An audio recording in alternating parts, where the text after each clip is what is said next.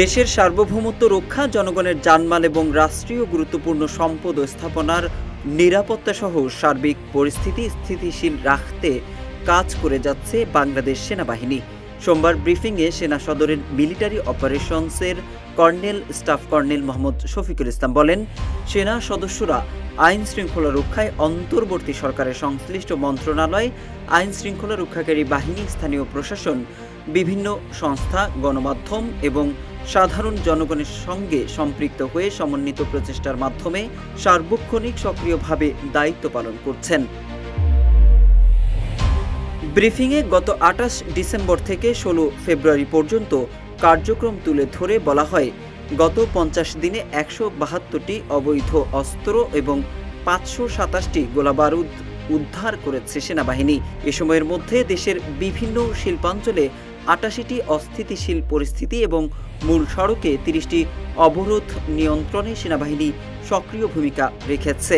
গত এক মাসে বিভিন্ন ধরনের অপরাধের সঙ্গে সম্পৃক্ত ২১৪২ জনকে গ্রেপ্তার করার তথ্য জানানো হয়। যমুনা রাইস কুকারে আছে 3-in-1 function. Jamuna rice cooker, smart রান্নায় আধুনিক জীবন। পার্বত্য জেলা বান্দরবানের লামায় অপহরণের শিকার ২৬ জন রাবার শ্রমিককে উদ্ধারের কাজ চলমান বলে জানানো হয় ব্রিফিংয়ে। কর্নেল মোহাম্মদ শফিকুল ইসলাম বলেন, পার্বত্য অঞ্চলে সশস্ত্র সংগঠন কুকি চীনের দৌরাত্ম্য সেনাবাহিনী কমিয়ে এনেছে। গত রোববার কুকি চীনের ২টি ক্যাম্প ধ্বংস করা হয়েছে। ফিরিয়ে আনা হয়েছে কুকি চীনের অত্যাচারে এলাকা ছেড়ে যাওয়া ১১টি বম পরিবারের ৮১ জন সদস্যকে।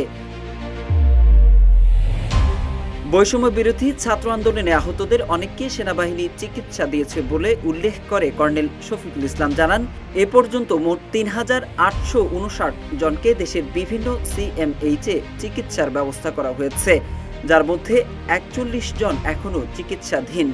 আসন্ন মাহে রমজানে বাজারে সিন্ডিকেটের বিরুদ্ধে সেনাবাহিনী কোনো পদক্ষেপ নেবে কিনা এ প্রশ্নে কর্নেল শফিকুল ইসলাম বলেন, বাজার নিয়ন্ত্রণের জন্য সরকারের একটি বিশেষ মন্ত্রণালয় এবং একটি বিশেষ দল আছে, তবে সরকার যদি চায় সেনাবাহিনী কাজ করবে।